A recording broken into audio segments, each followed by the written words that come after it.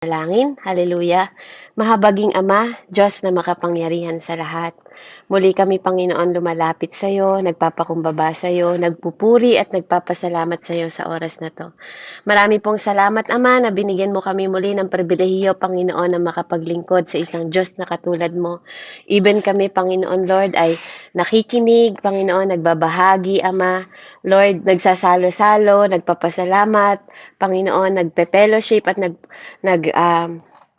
hallelujah, patuloy na lumalago, Panginoon, sa iyong mga salita, Ama. Muli kami, Panginoon ko, nagpapasalamat ng lubos sa iyo dahil kung hindi sa iyo, Panginoon, ang lahat ng ito, Panginoon, ay magiging imposible sa bawat isa sa amin.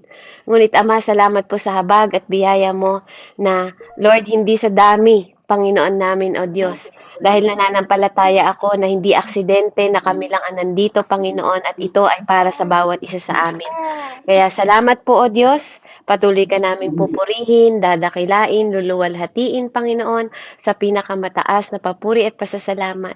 Patuloy mong ipagkaloob, Ama, Panginoon, ang iyong wisdom, knowledge, and understanding upang maipahayag ito ng payak, Panginoon, Lord, matagumpay, O Diyos. Hallelujah. At patuloy, Panginoon, Lord, na napaparangalan ka sa pangalan ng iyong anak na si Hesus Kristo. In Jesus' name, Amen. Amen and amen. Ayan. So, sabi dito po sa ating pag-aaralan ngayon, cultural. Amen.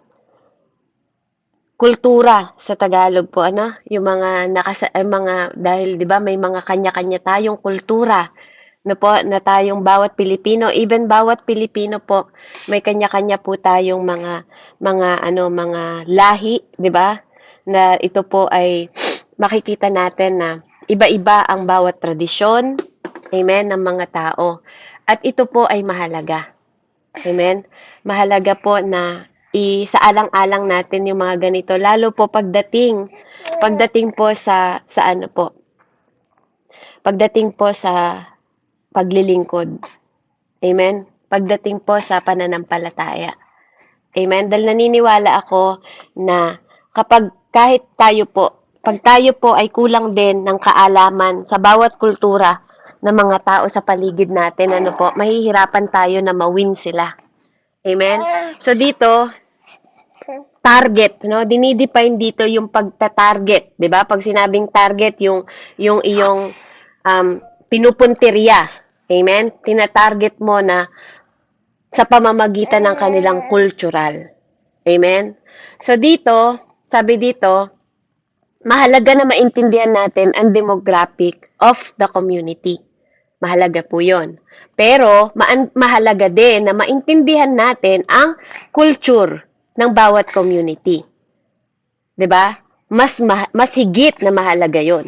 No? It is even more important, sabi niya doon. Bakit po?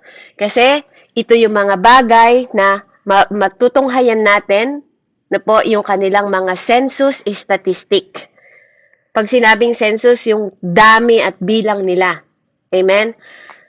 Ito yung word na ginagamit nila, yung culture na nagre-repair sa lifestyle, kung paano sila namumuhay, amen, at mindset, yung kanilang mga pag-iisip. Kasi, bakit po? Kasi, yun yung nila, yun yung kinasanayan nila habang sila ay lumalaki, di ba? Habang sila po ay nasa mga kapitbahay nila, sa barangay nila, o sa pamayanan nila, di ba? Andun yung kanilang lifestyle, Andun din yung kanilang mindset. Tingnan nyo po, halimbawa na lang, kapag ikaw lumaki ka sa city, tingnan mo, ang pag-uugali mo pag lumaki ka sa city, ibang-iba sa ugali ng mga taga-probinsya. Tama? Kasi iba yung lifestyle mo sa Manila, ibang lifestyle namin sa Nueva Ecija. Tama? Hindi sila pwedeng magkatulad ng kultura.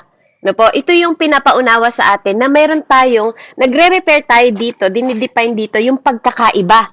Amen? Yung pagkakaiba ng living natin at pagkakaiba ng mindset natin. Amen? Even sa cost of living, sa kultura namin, ano po, sa amin sa Nueva Ecija, nagtatanim lang kami sa tabi-tabi namin. May nakatanim kami, kahit sa Pangasinan, di ba? May mga nakatanim na kamote, di ba po? Mga kamatis, di ba? Ganyan, talong, okra, no? Madalas po, ang kultura namin, hindi kami bumibili, no? Hindi kami bumibili halos. Ang binibili lang po namin yung mga pangluto, yung mga pangrekado, di ba? Ganyan, pangdagdag, ganon, no? Yun yung kultura namin sa Nueva Ecija. Amen? Kapag may mga umaani, ang kultura ng mga tao, nagpapalitan kami ng produkto. Amen? Nagpapalitan kami, di ba? Kung anong produkto na isa, kung sitaw yung isa, bibigyan niya naman ng kamote isa, ganun po ang aming ano. Pero sa ano, di ba? Kung ikaw naman ay nasa city, lahat ng bagay binibili mo. Di ba? Even piraso ng sibuyas, binibili mo. Amen? Even talbos ng kamote, binibili mo. Amen? Sa lugar po namin, hindi. Ano? Hinihingi namin. Yun ang kultura namin. Amen? Kapag naman napunta kami sa mga dumagat, 'di ba? Sa mga kultura ng mga dumagat, sa mga dupinga, yung ganyan, yung mga mini-missionan natin, ano po? Ang binibigay nila sa amin? Ano, nanghuhuli sila ng isda kasi doon sila magaling, 'di ba? Yun ang kultura nila, pinanghuhuli nila kami ng isda, pinangukukuha nila kami ng mga suso, 'di ba? Yun yung hinahain nila sa amin. Amen. No po. At pag umuwi ka, magpapauwi sila sa iyo ng mga tinatanim nila sa bundok. No po, ng mga produkto nila. Kasi yun yung kultura nila. Amen. So mahalaga po na i-value natin po 'yon, ano, kasi dito po sa paraan na ganito, katulad sa mga business sa mundo, no po, may mga iba't ibang gamit, no? Kung tayo ay dadako sa psychographic ng mga tao, no po, parang ma-psycho mo o maisip mo, 'di ba? Kung ano ba yung mas maganda, mas mabuti, 'di ba? At mas kaakit-akit at kaaya-aya sa kanila. Amen? Yung mga fancy na bagay, yung fancy way para repairing sa mga tao na to, no? Yung mga bagay na pwede mo silang mahikayat, 'di ba? Sa mga binavalue nila, sa mga interest nila. Amen? Kailangan mo rin alamin kung saan bang bagay sila nasasaktan, 'di ba? At yung mga takot nila. Amen? Katulad po na lang ng sa amin, ano po, yung mga dumagat doon, 'di ba? Ang mga dumagat doon, meron silang unity. Amen? So kapag inapi mo yung isa sa kanilang bawat ano, sa kanilang hukbo, 'di ba? Parang lahat 'yun makakaaway mo. Lahat ng grupo na 'yun makakaaway mo. Kaya nga ang mga pamahalaan, halimbawa, eleksyon, 'di ba? Ang kultura nila, meron silang pinuno. Na po, meron silang pinuno. Meron silang tinatawag na commander, mga ganyan, no? Pinuno, ganyan. 'Yun ang kultura nila. So, parang may presidente sila sa pinaka ano nila. Hindi sila pwedeng magdidesisyon, hindi nila pwedeng kakalabanin, 'di ba? Hindi pwede silang lalabas na ano, halimbawa, pag gumawa sila ng kubo sa ilog, 'di ba? Na po, lahat sila doon, naghahati-hati sila. Hindi ka pwede nahihiwalay. Na po, ganun yung paraan ng kultura nila. Kasi nga mga dumagat sila. Na po, may pagkakaisa po sila. Hindi ka pwedeng katulad natin na mga Pilipino, 'di ba? Kahit ka mag-anak mo, tataluhin mo, sila hindi pwede. Na po, kasi meron silang mga batas. Meron silang mga kultura na kinalakihin nila, no po? Meron silang mga batas na sinusunod na pwede silang matiwalag, no po, sa kanilang samahan. Amen? At binabalyo po nila 'yon. No po, binabalyo nila, pinapahalagan nila. Ganun po kahalaga sa kanila ang pagkakaisa. No? Kaya nga minsan nakakalungkot po, 'di ba? Parang sa atin baliwala po yung mga bagay. Na po, baliwala sa atin. Sa kanila po, talagang napakahalaga ng mga klase ng bagay na yon. Kaya nga, kapag dumarating po yung mga eleksyon, ganun ano, hindi nyo po pwedeng mapaghiwa-hiwala yung mga boto ng mga tao na yun eh. Na po, kasi meron silang pagkakaisa. Na po, kaya purihin ang Panginoon. Na po, kasi naniniwala po ako na ang Panginoon po pinahintulot niya yung mga ganitong bagay, yung mga pagkakaiba-iba natin, ano po, para siguro makatagpunan natin sa bawat isa yung kahalagahan po ng pakikisama, kahalagahan na pag-uugali, kahalagahan ng paraan ng pamumuhay. Amen? Ano po? Mahalaga po na alamin natin. Ito po yung pinag-aaralan natin. Katulad ng mga pagmimisyon, ano po, at pag-evangelize. Sa pagmiministry natin sa mga tao, ano po, ito yung mga bagay na mahalagang first na inuunawa natin sa mga tao. Wag tayong maging foolish. Wag tayong maging hangal. Na parang akala mo natuto ka lang na mag-evangelist, susugurin mo sila agad. Ano po? Na hindi ka nagpapaalam. Ano po? Kasi sa isang lugar, hindi ka din pwedeng pumasok agad-agad sa lugar nila. Ano po? Katulad din sa amin, dun sa mga dumagat na hindi mo sila pwedeng pasukin agad. No, meron silang bantay sa gate. No, hindi ka pwedeng basta mag-e-evangelist doon. Minsan nga, pag hindi mo ka-close yung kanilang pinuno, hindi ka talaga po makakapasok. No po, kaya napakahalaga po na inaalam mo yung circular ng environment nila dahil mahalaga po yung kultura nila. No po, na kailangan din nating maminister. Amen? So, dito, hindi naman natin kailangan, pagdating naman sa ating paghahayag ng salita, hindi naman natin kailangan sundin yung kultura nila, no? Magkaiba po 'yon. No po? Pero we need to understand. Naintindihan niyo po, no? Hindi tayo susunod sa kultura nila, pero kailangan mong maintindihan kung ano ang kultura nila bago tayo papasok sa kanila. Amen? Kasi yung community nila, no po, marami po sa kanila, amen, ang sa subcultures at saka o kaya subgroup. Amen? Naggugrupo-grupo po sila. No po? At ito yung madidiscover natin, no? Mga bagay na kailangan dapat inaalam natin bago po tayo magministeryo sa kanila. Kaya nga ang pinag-aaralan natin, how to define your target culturally. 'Di ba? Ano ba yung mga interest nila? Ano ba yung mga pinapahalagahan nila? Paano kaya silang mag-isip? Dapat bago ka pumunta sa lugar na yun, dapat nagse-search ka na. 'Di ba? Ano yung mga bagay na saan sila natatakot? 'Di ba? Kaya minsan yung mga Aita, 'di ba? Yung mga Aita may mga kanya-kanya silang suot, 'di ba? May mga ginagawa sila mga pulselas, may mga kwintas sila, may mga hindi natin alam kung ano yung mga nan, pero because they have culture, 'di ba? May mga tradition sila na kinalakihan nila, 'di ba? At kailangan makita mo rin kung paano ang way of living nila. Amen? Kung paano sila namumuhay. Na po? Ano kaya yung mga istasyon ng radyo na pinapakinggan nila? Alam mo yung mga ganun na mga bagay na no? Para ma-easier natin na ma-reach yung mga tao na yon. Na kasi hindi po lahat ng tao susunggaban mo, hindi lahat ng tao, 'di ba? Malalapitan mo. Na po? Kaya ito yung mga bagay na nagiging barrier o parang bakod para magkaroon tayo ng difficulties o pagkakaroon ng hindi natin mapasok dahil may mga barrier na pag-grow ng church, no, ng mga tao. No, ito yung mga isa sa dahilan ng mga barrier na nagiging dahilan para hindi mag-grow yung mga tao. Dahil kakulangan nila ng pangunawa, 'di ba? Minsan may kanya-kanyang word, may kanya-kanyang salita ang mga tao. Dahil sila ay may kultura, sila din ay may mga lahi, tama? No po, may mga lahi sila na katulad ng may mga lengguwahe sila na hindi mo lengguwahe, 'di ba? Ang Pangasinan, 'di ba? May Panggalatok, 'di ba? Ilocano, 'di ba? Mga ganun. Yung mga Ita din, yung mga Dumagat, may sarili sila at personal nilang mga lengguwahe. O paano natin sila kakausapin kung di natin naintindihan, 'di ba? Siyempre, ang gagawin natin dahil ganun ang kultura nila, kailangan magkaroon tayo, magsama tayo o alamin natin kung sino yung taong nakakaintindi, 'di ba? Maging aware tayo. Amen? Para makapag-socialize po tayo sa kanila. Amen? Kaya napakahalaga po even sa mga dahil sila ay, 'di ba, yung iba yung kulay din, 'di ba? Yung kulay, 'di ba? Mahihiya silang dumikit sa iyo kasi minsan yung kulay nila o baka na-open mo sila sa ganung paraan, 'di ba?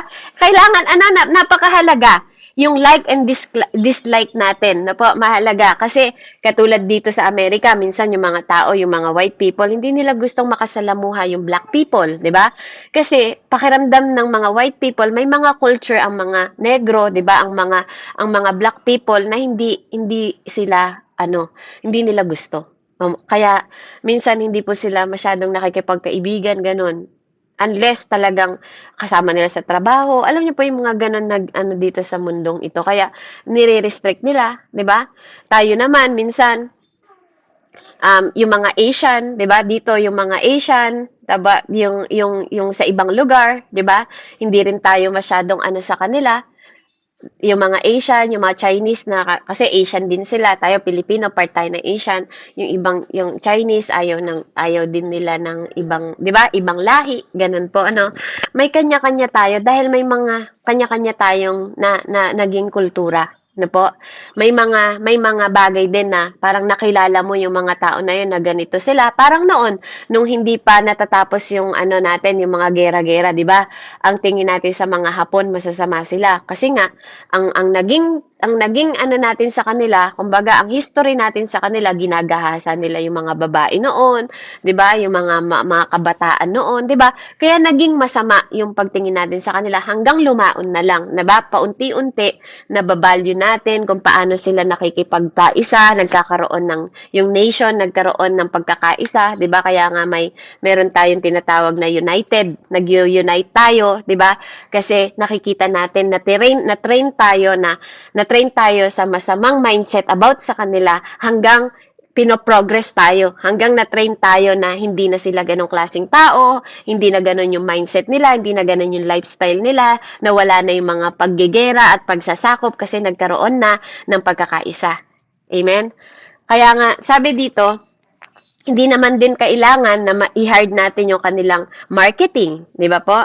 Or kaya yung mga tao sa kanila, na po, hindi mahalaga yon. Ang mahalaga lang po, makita natin yung kanilang mga kultura, yung mga hilig nila, saan sila mga bagay na natatakot, para mas madali tayong mag-greet sa kanila, para mas madali nating maabot yung community nila face to face, di ba? Para ma-survey natin kung ano yung kailangan pa nila, di ba? Kasi kapag once na pumunta ka sa isang lugar, na po, halimbawa, may magdala ka ng kailangan nila. Pag nandun ka na sa part na yon, makikita sa'yo, ipapakita sa'yo ng Panginoon, ano ba yung mas higit na kailangan nila na pwede mo pang ibigay sa kanila? Amen? Ano ba yung mas higit na interest nila? 'Di ba? Sa aktual, po, lahat ng 'yon makukuha mo sa aktual. Parang yung mga tao na nakakasama mo, hindi mo 'yan makikilala ng higit na mas malalim kung hindi mo pa sila nakakasama. Amen? So, dito makikita natin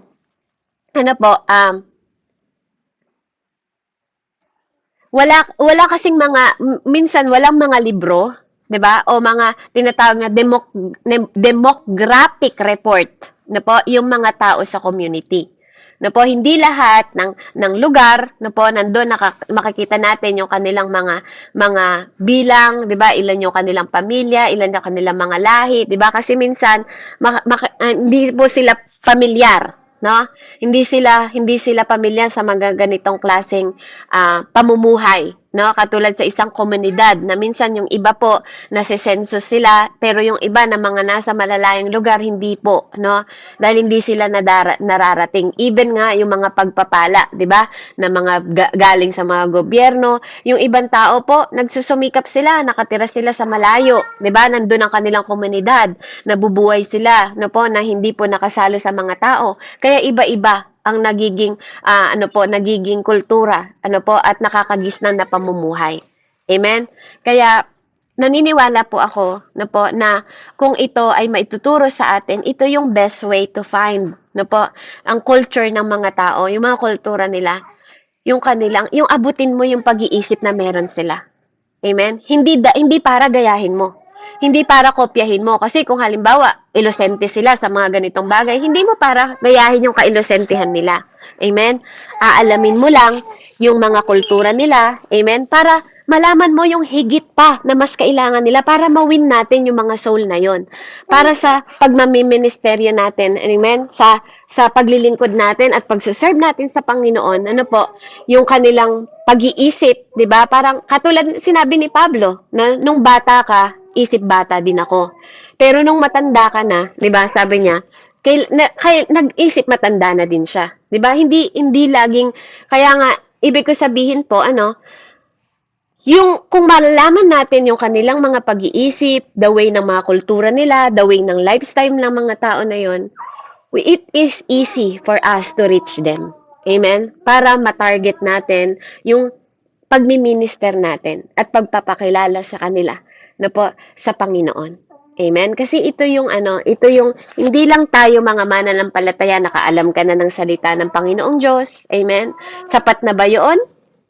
Yun na lang ba ang kailangan mong ang kailangan mong tutukan, ang kailangan mong malaman? No po, hindi po ganoon. No po, kaya kung malalaman natin ang mga kultura nila, mga bagay na kung saan sila natatakot, mas madali po tayong papasok. Amen? Sa kanilang komunidad. Amen? Para makuha ang loob nila. Amen? At para mapalapit sila lalo sa Diyos na pinagsasambahan natin, sinasamba mo at sinasamba ko. Hindi dahil sa relihiyon, kundi magkaroon din sila ng relasyon katulad mo at katulad ko. Amen? So dumako naman po tayo sa define your target spiritually. Amen? So dito po, sa define your target spiritually, after po na-define natin yung kanilang mga kultura, kailangan din ma-discover natin yung spiritual background ng mga people na to sa community. Kailangan ma-determine natin, 'di ba, yung mga target na area po na ating shesharean ng gospel. Na po, para makita natin kung paano, no, na paano natin pag-aaralan na maabot sila. Paano tayo magsisimula ng gospel sa kanila? Amen? Katulad ng ginawa ng Saddleback Church. Amen? Diniscover nila kung ilang porsyento, 'di ba? Yung country ng bawat residente na naniniwala sa Panginoong Diyos. Amen? Tiningnan nila kung ilang porsyento, 'di ba, yung naniniwala sa biblical definition daw ng Diyos.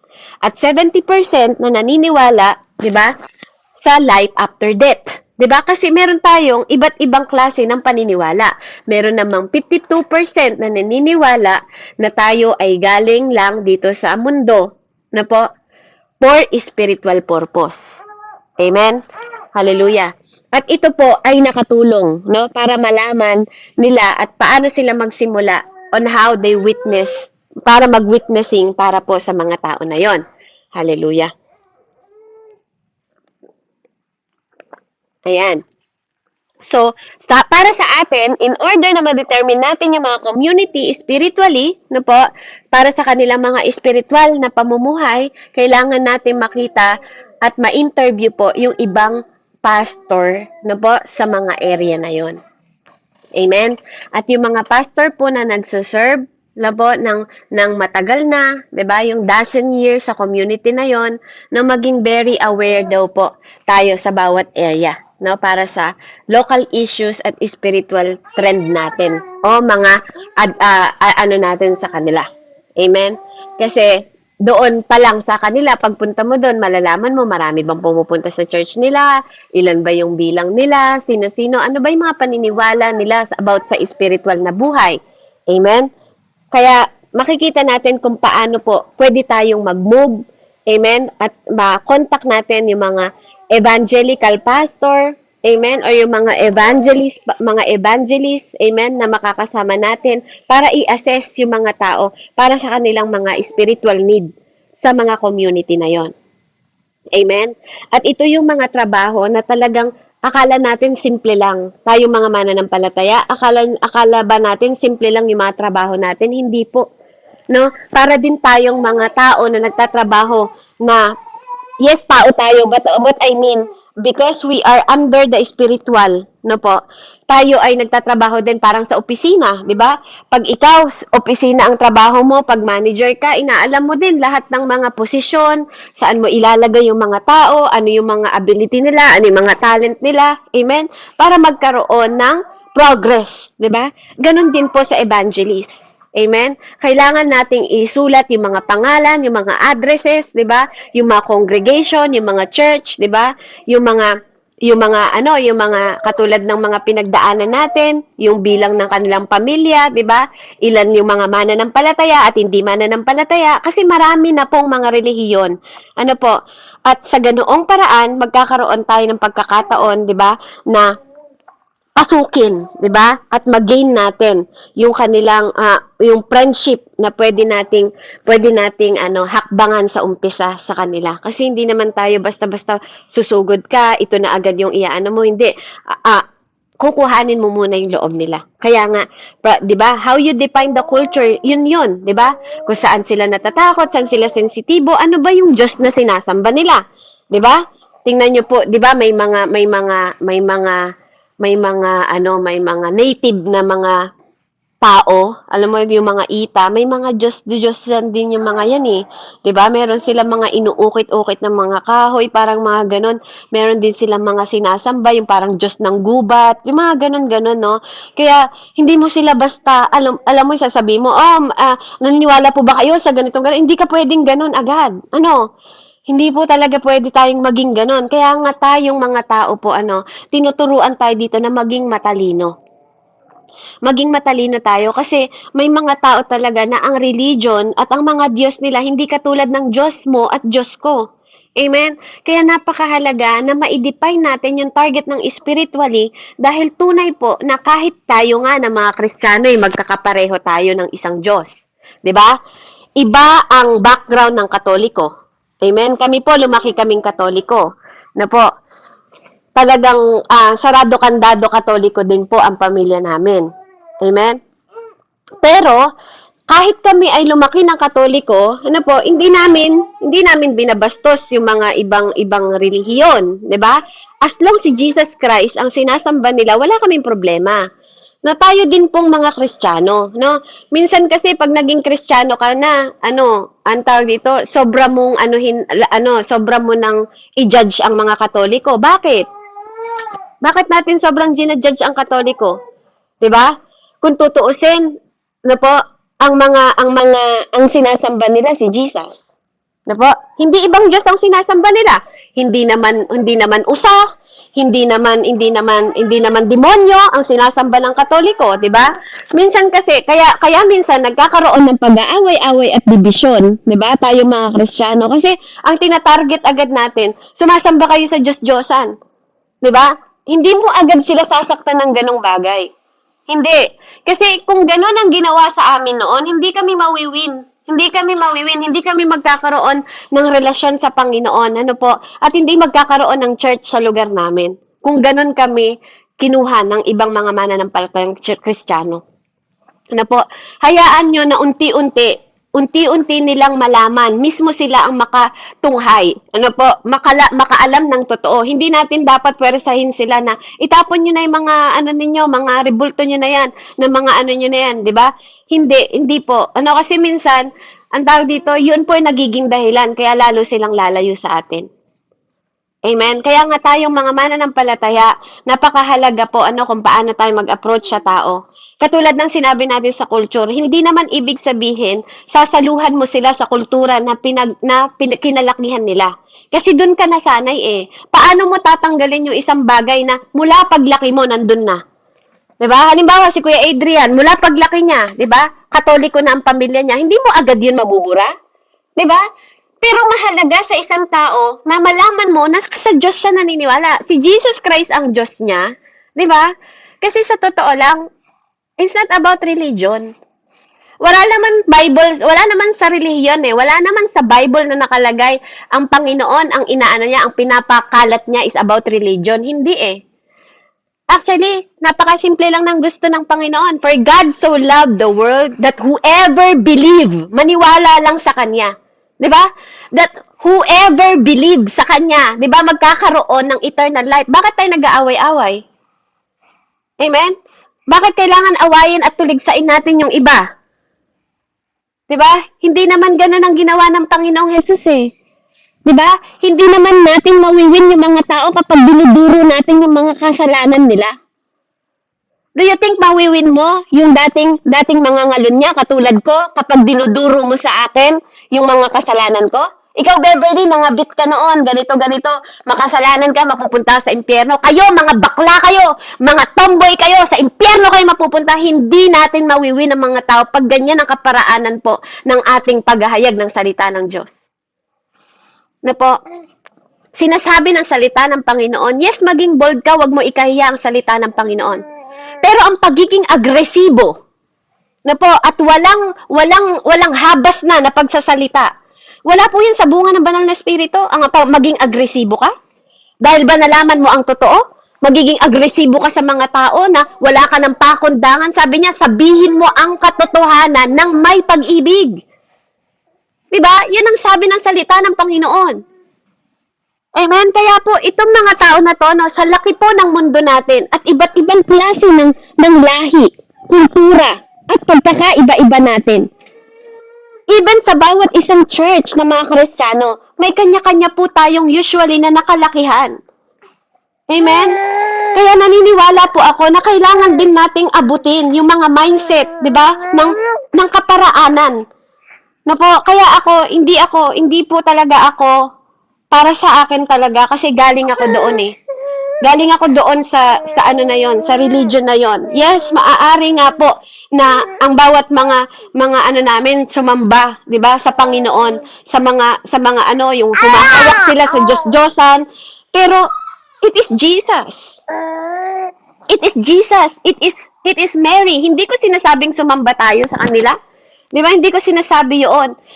Pero hindi po yun katulad ng ibang Diyos na elepante, di ba? Hindi yun ahas. Hindi ganun yung sinasamba nila.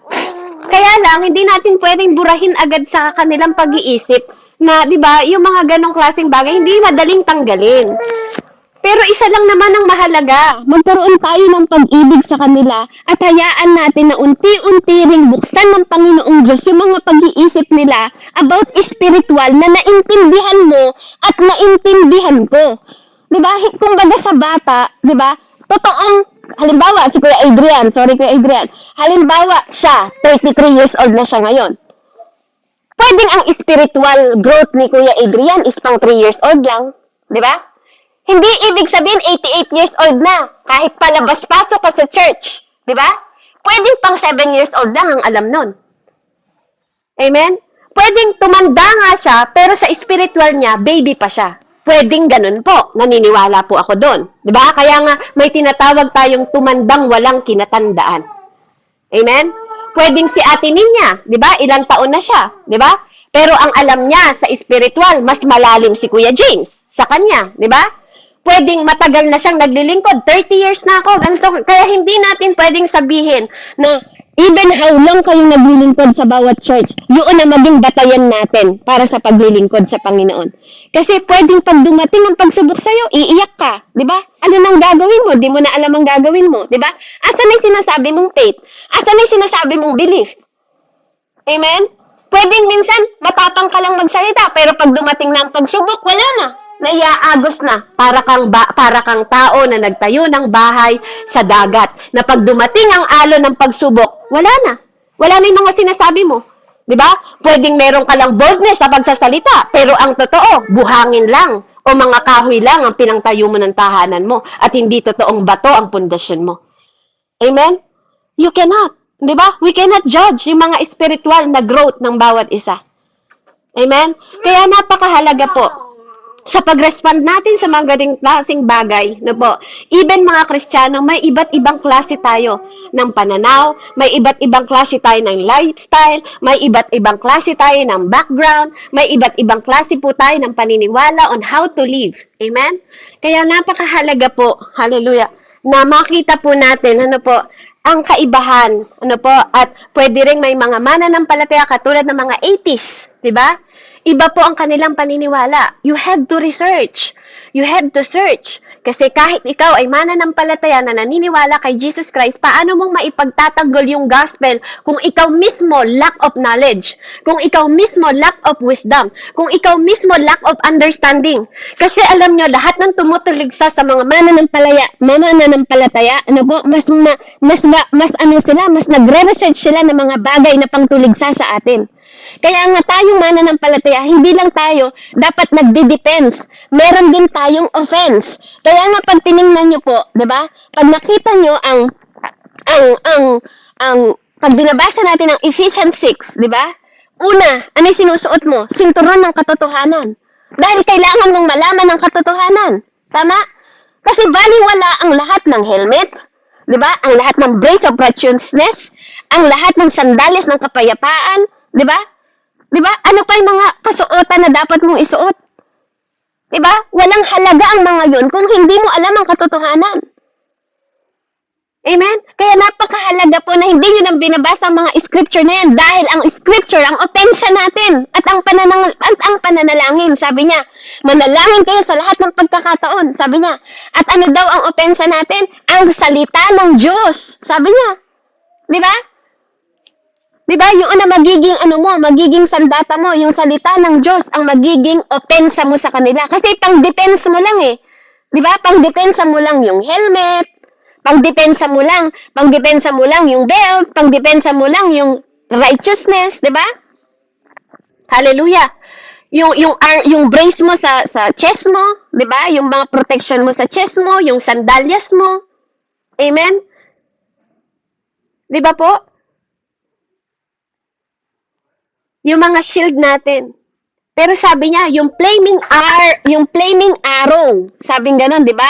Ay ang salita ng Diyos, 'di ba?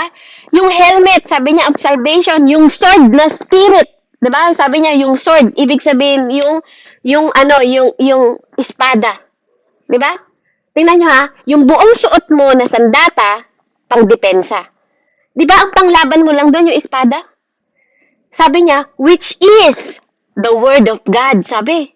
Yung espada daw, ang word of God.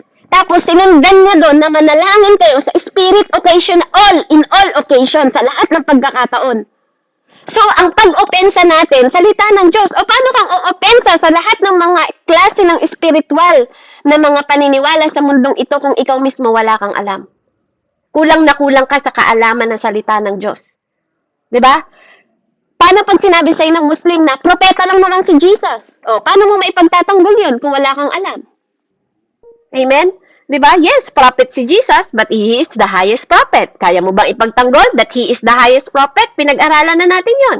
He is the highest prophet and highest priest among all. Amen? Kaya mo ba ipagtanggol sa mga Muslim yon? Kaya mo bang ipaunawa sa kanila? Diba? Na yung Diyos na yon, hindi lang siya basta propeta sa'yo. 'Di ba? Kaya hindi pwedeng may konting alam ka na, susugod ka na. 'Di ba? Hindi po. Kaya nga dito, bakit tayo nagpe-fellowship? Bakit tayo nagsasama-sama? 'Di ba? To know Jesus more.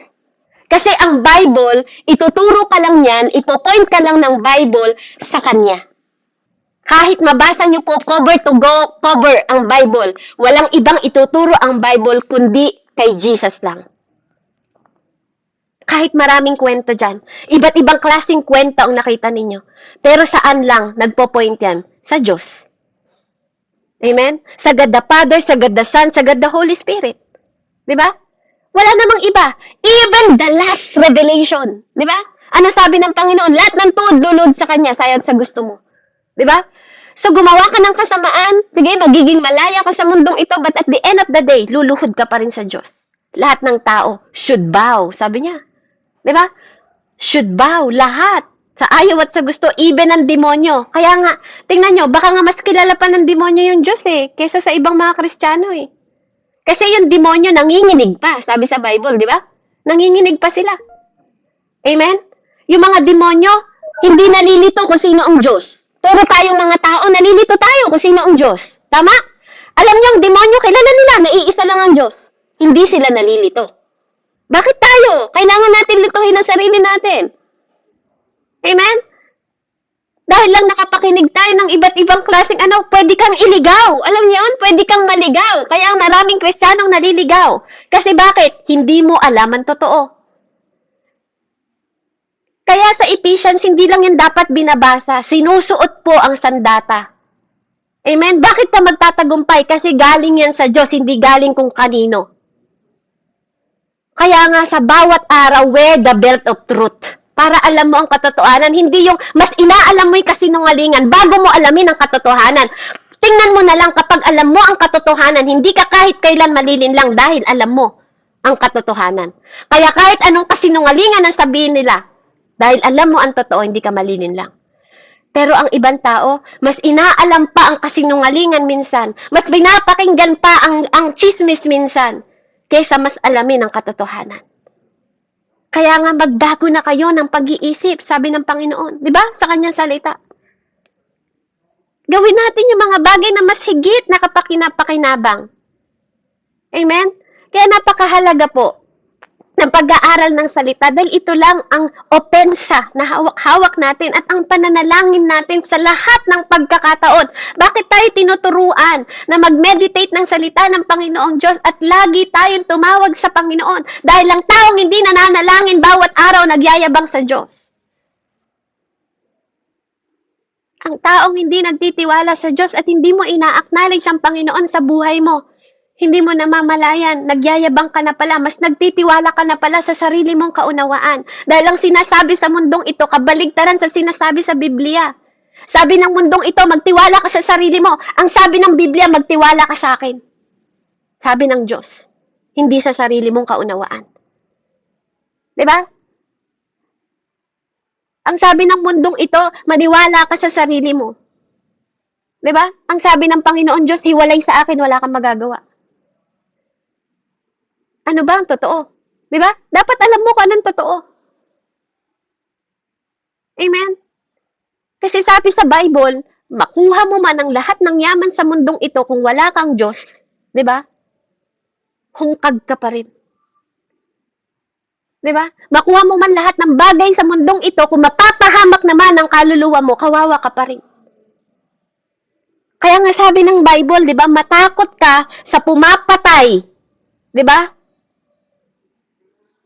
Sa pumapatay, sa kayang patayin ka at kaya ring patayin yung kaluluwa mo. Sino yon? Walang iba po kundi ang Panginoon. Walang ibang pwedeng bumawi ng buhay natin kundi ang Panginoon dahil nasusulat sa Job 12:10, ang lahat ng bagay ay nasa kanyang kamay, even ang buhay ng bawat isa. Amen? Kaya nga kung alam natin ang katotohanan, hindi ka pwedeng patayin agad ng sakit. Amen? Diba? Kasi totoong may premature death. Pwede kang mamatay ng mas maaga dahil hindi mo lang alam ang katotohanan. Kaya ka napahamak. Dahil sa lack of knowledge. Pwede ko palang i-declare na I am healed, di ba? Pero dahil namatay ka na, saka iisip sa na may sakit ka, dun nga, yun na yung kinamatay mo, nanghina ka na. Bakit? Di ka na nagtiwala sa Diyos eh. Inisip mo na lang na mamatay kayo, naging premature death, di ba? Hinayaan mo na madisib ka ng kaaway dahil sa hindi mo inalam ang katotohanan na sa Diyos may buhay, na sa Diyos walang kamatayan, na sa Diyos may kagalingan, na sa Diyos may provision, na sa Diyos, 'di ba, may lakas, na sa Diyos, 'di ba, may kaligtasan, na sa Diyos gumagawa ng way, kahit na wala ng way, na sa Diyos may miracle. Paano pag di mo alam ang katotohanan sa spiritual? Paano mo matatarget itong mga tao na to? Dahil lang sa kakulangan mo, dahil kapabayaan mo at walang kadisiplina sa sarili natin. Dahil okay ka na, nakilala mo na si Jesus. Sa huling araw, sabi ng Panginoon Diyos sa kanyang salita. Di ba po? Sa huling araw, mga kapatid, even mananampalataya, tatalikod sa kanilang pananampalataya.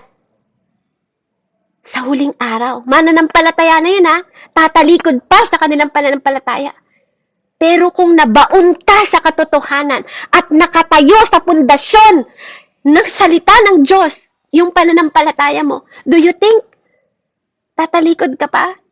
Siguro kahit anong hirap, kahit anong pagod, kasi hindi papayag ang Diyos. Sabi ng Diyos sa huling araw, Yes, magkakaroon ng tribulation, magkakaroon po ng paghihirap, pero hindi siya papayag, 'di ba? Na magtatagal 'yon dahil may mga anak siya. Hindi siya papayag kasi katawan tao pa rin tayo. Katulad pa rin tayo na hindi mananampalataya na pag hindi tayo kumain, 'di ba? Manghihina tayo. Kaya ang Diyos sabi niya hindi siya papayag. Kaya limitado lang yung haba ng panahon na 'yon. Bakit? Kasi kung ikaw numbered ang buhay mo, ang Diyos, siya ang may hawak ng oras. Amen? At buhay mo. Amen? Kaya alam ng Panginoon kung anong kailangan natin. Alam ng Panginoon, amen, kung hanggang saan ang kaya natin. Alam ng Panginoon, amen, kung ano rin ang kahinaan natin. Amen? Kaya mahalaga po, mahalaga na yung target natin spiritually sa mga tao na to, na po, na bago tayo tumarget, mas puno tayo. Mas nakatayo tayo. 'Di ba? Alam natin tinatayuan natin hindi para isipin at makita natin na mas higit tayo sa ibang tao. Bawat araw nagpa-process tayo. Bawat araw nagpa-progress tayo. Even pagkasalamuhan natin sa iba't ibang kultura ng mga tao, sasiguraduhin ko sa inyo na pagkasalamuha mo sa mga tao na yun, sa mga dumagat, sa mga ita, sa iba-ibang lahi, meron kang matututunan at maibabalyo sa buhay mo. Na mapalad pala ako kaysa sa mga tao na to. Na hindi para tingnan yung sarili mo na mas higit na mataas sa kanila. Kundi mas higit mong pahalagahan na mabuti ang Diyos ko na tumugon ng lahat ng pangangailangan ko para hindi ako maging katulad. 'Di ba? Ng mga tao sa paligid natin. Na parang ang tingin natin sa kanila, masasarap ang buhay nila dahil sa mga kultura, sa mga espiritual na pinaniniwalaan nila, pero bandang huli mapapahamak ang kaluluwa nila. Hindi ba't mas higit na kahabagan natin sila? Mas kahabag-habag sila kasi hindi nila alam ang katotohanan. Amen? Nadarating ang panahon, di ba po, tayo haharap sa Panginoon. Magsusulit tayo sa mga bagay na even na salita ng mga bibig natin, magsasubmit tayo. Diba? Kasi kahit mga walang alam yung mga tao na yan, they are also creation ng Diyos. Kaya ano man ang sabihin mo sa kapwa-tao mo, sinasabi mo rin yan sa Panginoon mo.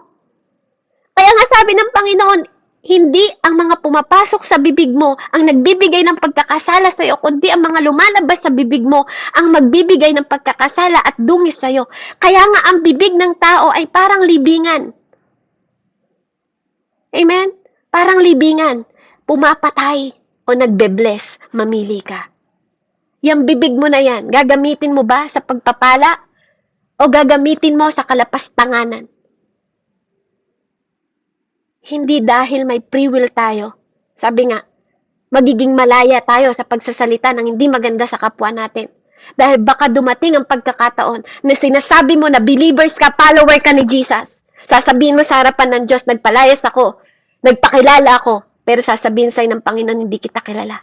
Na mas kikilalanin niya pa yung mga tao na dinamitan mo ako nung wala akong damit. Binigyan mo ako ng pagkain nung wala akong pagkain. Diba? Dinalaw mo ako nung nasa kulungan ako. Amen? Dahil sa Diyos, alam din niya kung sino ang pakitang tao at hindi. Dahil sa Diyos, dahil Diyos siya ng katotohanan, kailangan din niya ng mga taong totoo na naglilingkod sa Kanya. Totoo na nananampalataya sa Kanya. Totoo na nagpapagal para sa Kanya. Totoo na nananalig sa Kanya. Totoo na sumusunod sa Kanya. Kaya nga kung gusto mo ng katotohanan, wala kang ibang kailangan kundi yung Diyos ng truth. Kung gusto mo ng buhay, yung Diyos ng buhay. Kung gusto mo ng way, yung Diyos ng way. Para hindi ka maligaw. Dahil sa mundong ito, hihilahin at hihilahin tayo para maligaw tayo.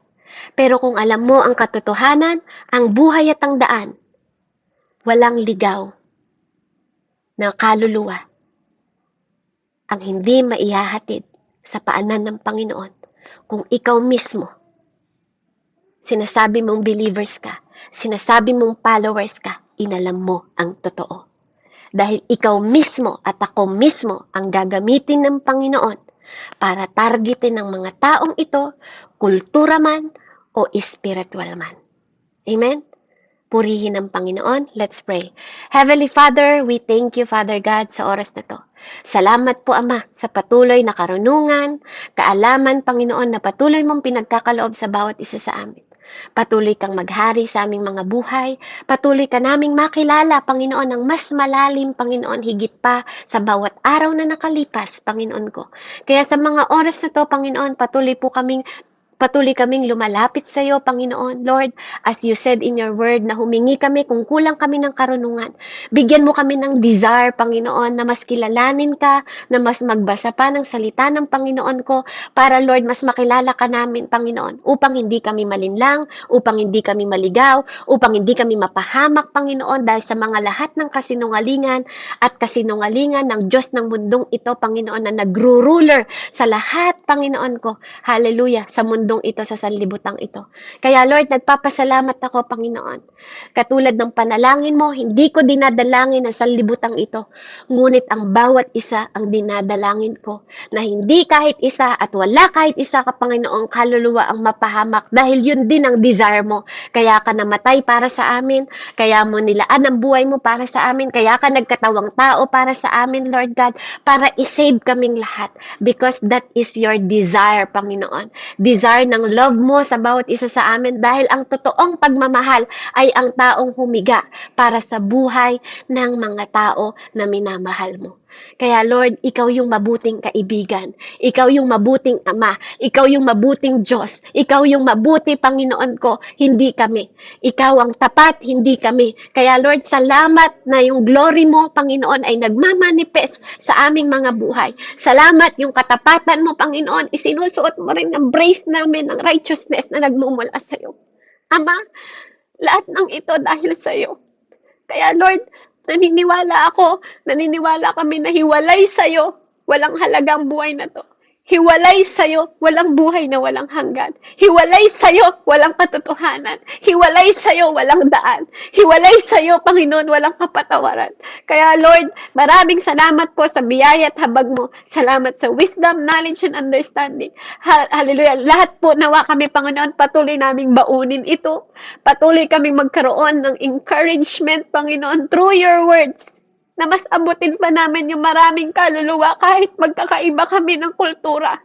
Kahit magkakaiba kami ng paniniwala, dahil alam namin, Panginoon, na bago mo kami dalhin sa mga teritoryo, Panginoon, ng mga taong yon, ikaw ang unang ahaplos ng mga puso nila para tumanggap sila sa iyo. Dahil sinabi mo, your name will exalt sa lahat ng nation. We have to be still and know that you are God. We love you, Jesus. We praise you. We glorify your name and we honor you. In the mighty name and powerful name, Jesus, we pray. Sa ngalan ng Ama, Anak, at Espiritu Santo. Amen and amen. Glory to God po and God bless po sa bawat isa. Palakpakan po natin ang Panginoon. Glory to God po. Amen. Salamat po, Sis Beverly, sa napakagandang mensahe na pinagkaloob sa iyo ng ating Panginoon upang ibahagi